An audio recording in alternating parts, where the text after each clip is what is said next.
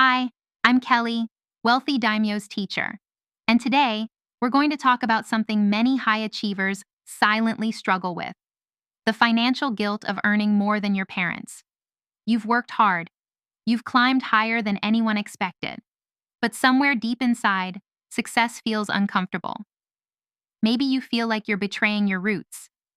Maybe the silence at the dinner table changed after your promotion. This guilt is real, but rarely discussed. In this episode, we're going to understand why it happens, how to face it, and most importantly, how to transform it into peace, purpose, and pride. Let's start with the hidden emotional weight many high earners carry. When you come from a modest or struggling background, success doesn't always feel freeing. It can feel isolating. Like Erin Osterfeld, a financial blogger who found her independence shadowed by family resentment and inner doubt. This guilt can quietly sabotage your future. It makes you afraid to grow further, spend freely, or even feel joy from what you've earned. It creates a ceiling, not just on your wealth, but on your well-being. And until we acknowledge this emotional burden, we can't break through it. So where does this guilt begin? It often starts in childhood.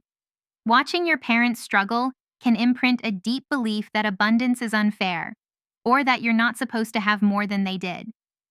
Then add family expectations and comparisons. Maybe you earn more than your siblings, and suddenly, you're the outlier.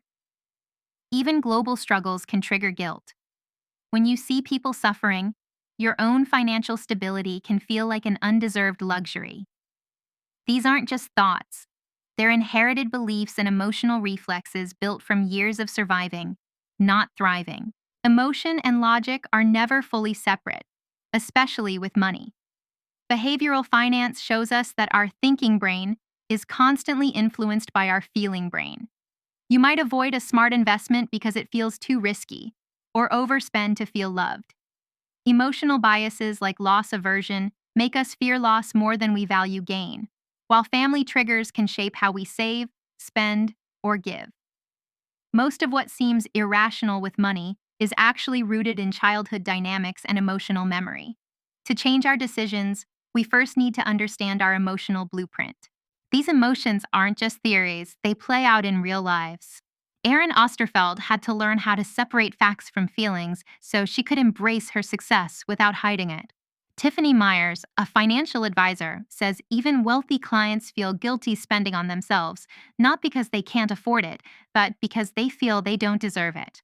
Scarlett Cochran reframed her guilt by realizing she wasn't betraying her family, she was honoring their hard work by thriving. These stories remind us guilt doesn't mean you've done something wrong. It means you care. And caring can evolve into confidence. To move forward, we have to name what we feel. The first step is to identify your guilt triggers. What moments or conversations cause you to shrink or feel uncomfortable with your money?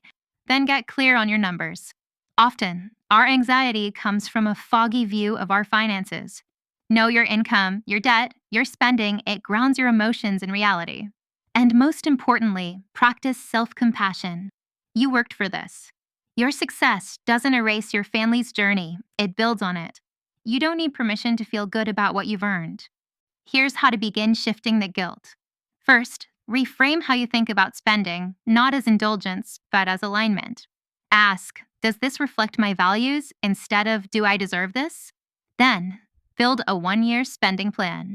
Having a clear roadmap protects you from impulsive decisions or pressure from others. And if the emotional weight feels too heavy, seek professional support. Financial therapists and advisors can help you process the emotional side of money, not just the math. Because healing financially often means healing emotionally, too. Success doesn't have to mean separation. First, normalize your money emotions. Feeling complex about wealth is human.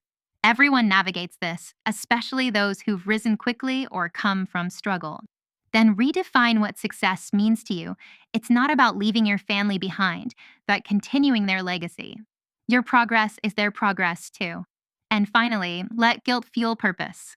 Share knowledge, uplift your family, support your community. When success includes service, guilt transforms into power. Your growth can be both personal and collective. Today, I want you to own your story. Your financial journey is not something to hide, it's something to stand in with quiet strength. Your money reflects choices, sacrifices, resilience, and sometimes even pain. And that's okay. Bring awareness to your emotional patterns, name your guilt without shame, and then act with intention. Align your spending with your values. Set your boundaries. Celebrate your milestones. Because the ultimate financial freedom is making decisions from clarity and compassion, not fear, not guilt. You are allowed to grow, and you're allowed to be proud of it. Thank you for spending time with us today. If this message helped you reflect or heal something inside, don't forget to like and subscribe. Every step forward you take might inspire someone else to begin. And if you want to continue this emotional financial healing journey, we've created free ebooks and video courses to guide you even deeper. You'll find the links in the description below. We're here to support you, not just with knowledge, but with emotional truth. We hope to see you again in our next episode. Until then, walk with compassion and own your worth fully.